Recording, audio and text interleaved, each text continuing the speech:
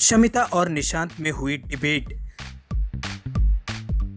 दोनों को मिले दो दो लाइक्स।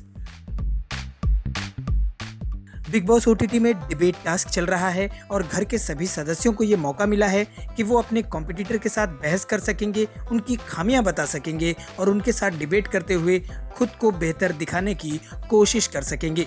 बिग बॉस ने डिबेट के लिए पहला मौका निशांत को दिया और निशांत ने समिता शेट्टी को अपना कॉम्पिटिटर मानते हुए डिबेट के लिए आगे बुलाया।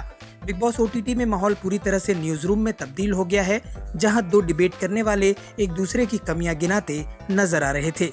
निशांत ने डिबेट में अपनी तारीफ की और ये बताया कि मैं पहला कोरियोग्राफर हूं जो इस मंच पर पहुंचा है और मैं टास्क में पूरी जान लगाता हूं, मैं अपना 100% देता हूं।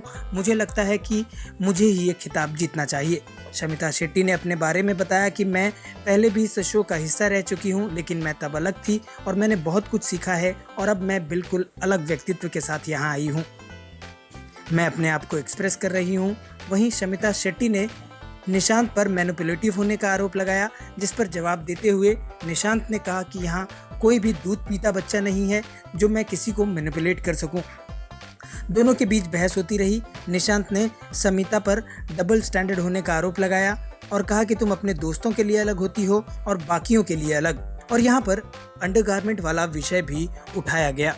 इसके अलावा निशांत ने शमिता पर कन्वीनियंट होने का भी आरोप लगाया और ये कहा कि तुम्हें जो समझना होता है वो तुम समझती हो और जो तुम्हें समझना नहीं होता है उसे नहीं समझती हो और पूरी तरह से इग्नोर कर देती हो।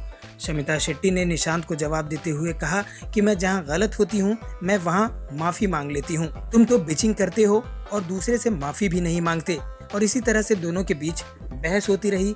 आखिरकार दोनों ने बताया कि अब उनके बीच डिबेट खत्म हो गई है। निशांत ने कहा कि मैं जैसा बाहर हूँ वैसा ही इस घर में भी हूँ, इसलिए मैं ज्यादा डिजर्विंग हूँ।